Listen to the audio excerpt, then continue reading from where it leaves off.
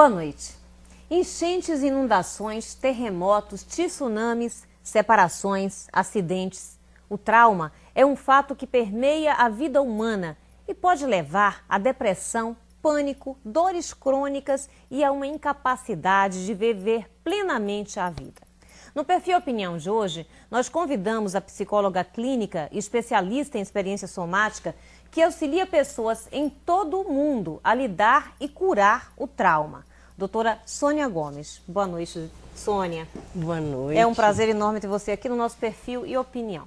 É um prazer para mim também ter essa oportunidade de me expor, né, de poder trazer um pouco daquilo que eu faço na vida, com muito amor. Pois é, eu comecei inclusive dizendo que você auxilia pessoas no mundo inteiro, né, a curar, entender, né, e também a divulgar o que é que vem a ser justamente a experiência somática para que outras pessoas possam continuar ajudando, né, a outras pessoas que precisam. E aí eu fico pensando assim, quem é que não precisa? Porque quando a gente falou aqui logo no início, a gente se referiu a algumas catástrofes naturais, né, mas também a processos que todos nós ao longo da nossa vida passamos, como por exemplo separação, ou pessoas que têm nascimento às vezes traumático, tudo isso. Então, na verdade, o que vem a ser o trauma? O trauma, como você disse, né, inicialmente, é um fato da vida. Todos nós estamos expostos a situações que ocorrem na vida. Quer dizer, o trauma, ele não está no evento traumático, ele é instalado através do sistema nervoso. Como que é que a pessoa recebe e experimenta uma situação, um evento. Mas o que eu posso entender disso, né? Porque, por exemplo, se todos nós estamos expostos de alguma forma, né, a um evento traumático, seja ele assim de grande proporção, como a gente falou, através de enchentes, tsunamis, terremotos, tudo isso, ou outros mais cotidianos, a exemplo da separação, o que faz com que algumas pessoas recebam isso de fato como um evento traumático que venha a marcar momentaneamente ou para toda uma vida e outras pessoas não?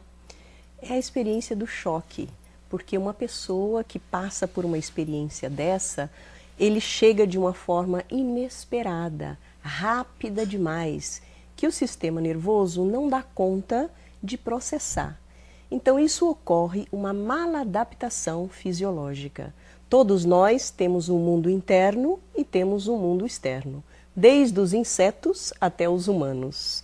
Este mundo interno, ele tem uma regulação, ele tem uma ordem, ele tem um funcionamento e ele deve lidar com a experiência do ambiente. Então, nesta relação, pode acontecer eventos externos que desorganizam aquela estabilidade e a regulação do seu mundo interno. O que você quer dizer com, por exemplo, que o trauma não está no fato ou no evento em si, mas sim na forma como o nosso sistema nervoso vai, digamos, captar, digamos, essas informações? Isso é uma diferença fundamental, por exemplo, de entendimento para, por exemplo, outras linhas? A gente pode dizer em termos de resiliência do sistema nervoso. Existem pessoas que estão mais flexíveis ou são mais flexíveis. Por exemplo, se um sujeito toma uma queda, se ele for um esportista, né, cheio de músculo, é diferente de uma criança que toma um tombo, uma queda. Então, isso também faz parte da resiliência ou da resistência de cada pessoa. Então, cada pessoa, da sua própria natureza, ela vai reagir a mais ou a menos diante desses eventos.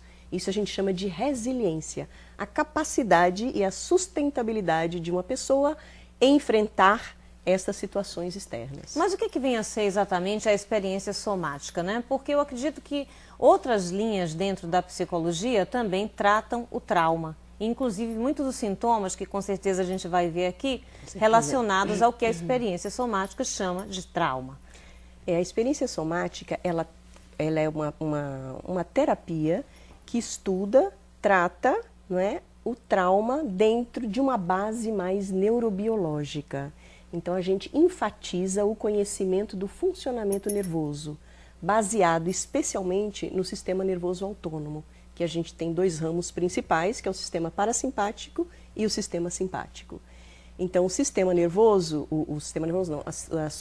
a gente chama de somatic experiencing, por isso o nome Experiência somática vem de Somatic Experiencing, que foi fundada e idealizada por Dr. Peter Levine, um americano. Então, o SE trabalha com a sensopercepção.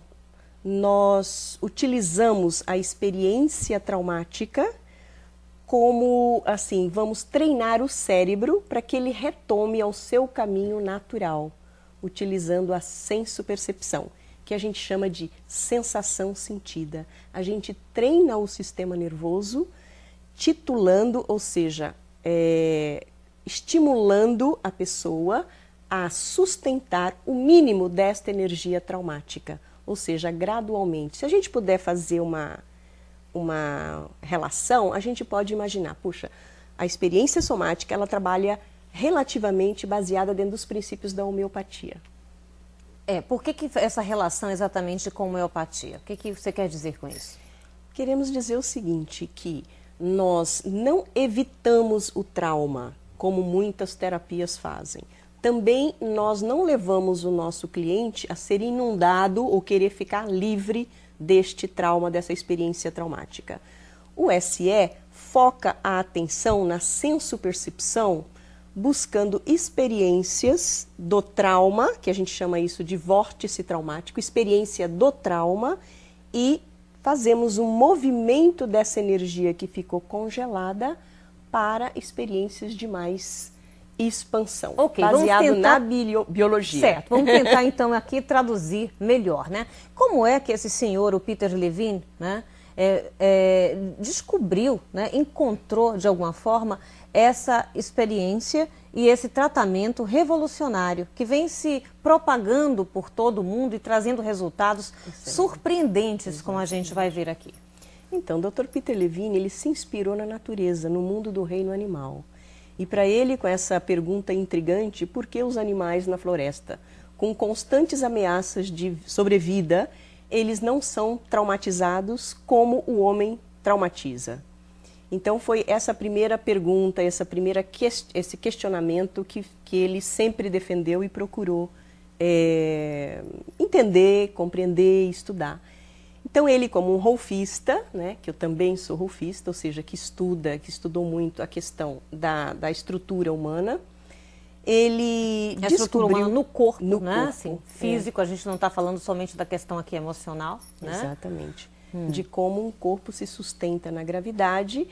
E Dr. Peter Levine, ele como médico físico, né, biofísico e psicólogo, ele estudou a relação do homem com o animal.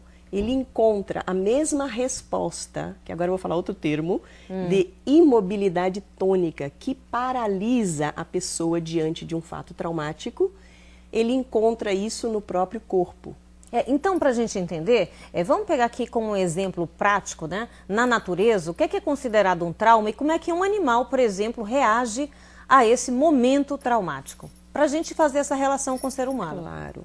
Vocês já devem ter visto, assim, um vidro transparente, aonde um pássaro não percebe que há vidro, bate nesse vidro e ele cai e ele fica duro, parecendo que está morto. Se a gente não toca nesse bichinho, nesta ave, naturalmente existe um mecanismo de sobrevivência que, de repente, este pássaro, ele se movimenta e ele sai voando. Então, este pássaro não morreu. Ele ficou fingindo como morto porque ele recebeu um choque. Isso significa um trauma. Mas pela própria natureza, que existe essa imunidade na natureza, Peter Levine fez esta relação também com o humano. Como temos a herança filogenética, uma herança evolucionária, nós herdamos também dos animais, desde os insetos até humanos, esta capacidade de se defender diante da vida com a mesma resposta fisiológica que a gente chama de congelamento. Então, por que o animal consegue fazer isso e o ser humano nem todos? Nem todos. Né? Primeiro a gente falou, logo na primeira frase nossa aqui, da resiliência de cada um. Há pessoas que têm mais ou menos resiliência. Nem todo mundo fica traumatizado com todos os eventos. Trauma é só para aquele que perdeu a sua capacidade de se defender. Então, na realidade, o homem, ele traumatiza mais do que o animal porque ele tem uma natureza diferente do animal. Ele tem o neocórtex, que é a parte mais evoluída do ser humano. Então, o racional do humano provoca um travamento no sistema natural do animal e do ser humano. Mas por quê? Se a gente tem dentro da gente essa capacidade, né, de autocura e praticamente muito rápida, assim como acontece em todo o reino animal, o ser humano, pelo que eu estou entendendo, com essa nova parte do seu cérebro, o neocórtex, né, ele de alguma forma se sabota, ou seja, não se livra logo desse trauma e continua vivendo aí livremente. Mas por quê? É que o racional do homem, ele tem uma mente que ele supõe que possa controlar os instintos. E na realidade, o corpo, ele tem a sua sabedoria inata. O corpo sabe mais do que a mente. Nós não podemos suprimir esta realidade. Vou dar um exemplo para você. Ok. Então, veja bem, um réptil, vamos pegar um lagarto. Ele tem a natureza dele de ficar tomando sol, se espreguiça lá no sol, num galho de uma árvore. De repente, este réptil, na hora da fome, ele vai, bota a linguinha para fora e ingere um mosquito, vamos supor assim, tá? Agora, você imagina um homem, se fosse um homem numa mesma situação, ele não vai fazer o mesmo ato desse réptil. Ele vai perguntar, será que não tem calorias esse mosquito? Será que não tem sujeira? Será que é gostoso? Esta é a função que a gente chama neocortical. Esta é a função racional. Um homem, quando ele, por exemplo, passa por uma situação difícil de ter um medo, enfrentar o medo diante de uma situação perigosa, ele começa a raciocinar. Mas eu sou homem, eu não posso ter medo, eu não posso chorar. Este tipo de comportamento, de atitude que é inerente ao homem, ele é uma função, ele é um tipo de resposta que leva a um travamento. Então, é uma forma de condicionar uma resposta que poderia ser facilitada por uma descarga mais natural. Ao mesmo tempo, é uma defesa também, eu acredito assim, né? Sônia, nós temos aqui um filme que ilustra isso, só um pedacinho a gente vai ver e vai comentando ele também, que é o Sem Medo de Viver.